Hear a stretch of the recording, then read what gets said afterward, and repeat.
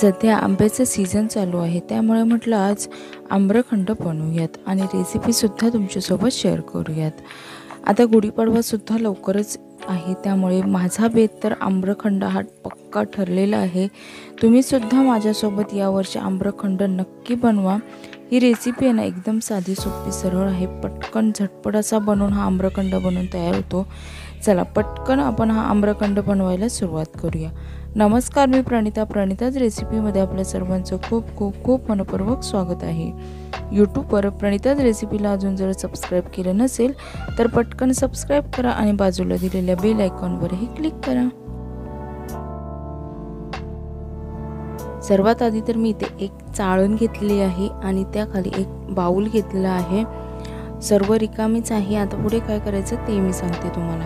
इथे एक कॉटनचा रुमाल किंवा सुती कापड घ्यायचा आहे आणि त्या जी चाळण घेतलेली आहे ना त्यावर पसरवून घ्यायचं आहे आपल्याला। आणि मी इथे दही घरीच लावून घेतलेलं आहे। अर्धा लिटर दूध तापवून त्याचं दही बनवलेलं आहे।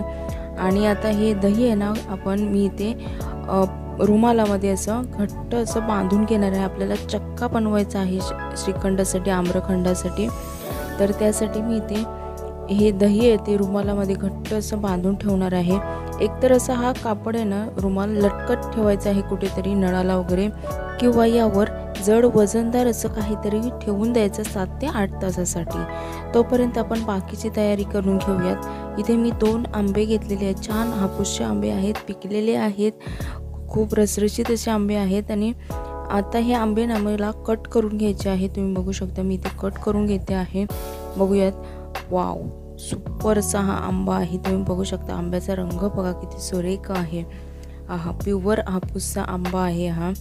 आणि आता मी कट करून घेतलेला आहे। आता कट करून घेतलेले जे आंब्याच्या फोडक्या आहेत त्या मिक्सरच्या भांड्यामध्ये काढून घ्यायच्या आहेत। इथे मी दोन्ही आंबे कट करून मिक्सरच्या भांड्यामध्ये काढून घेतलेले आहेत।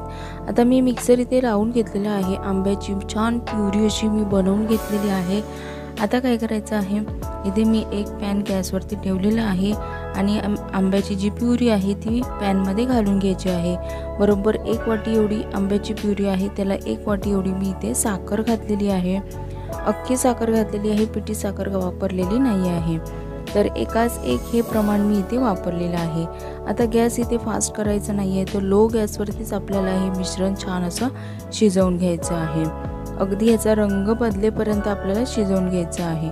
बघू शकता इथे साखर वितळल्यामुळे ना हलकंसं पातळ मिश्रण झालेलं आहे। आणि आता 7 ते 8 मिनटं जवळजवळ मी हे मिश्रण शिजवून घेतलेलं आहे। गॅस बंद केलेला आहे आणि छान घट्टसर असं हे मिश्रण आपलं तयार झालेलं आहे। थंड करण्यासाठी मी साईडला ठेवून देते आहे।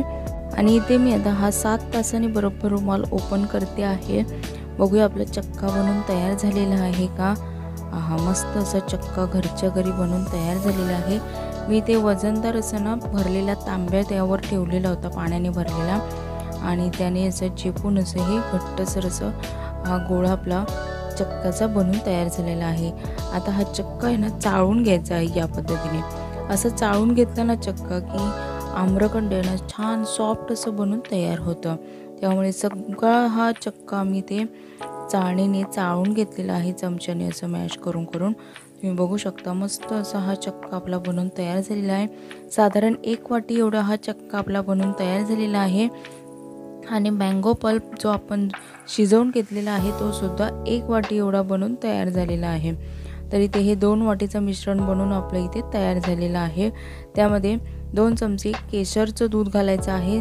केशरचं दूध बनवण्यासाठी दूध घ्यायचं 2 चमचे आणि त्यामध्ये 7 ते 8 केशरच्या काड्या घालायच्या आहेत आणि आपलं केशरचं दूध आपलं बनवून तयार होतं आहे।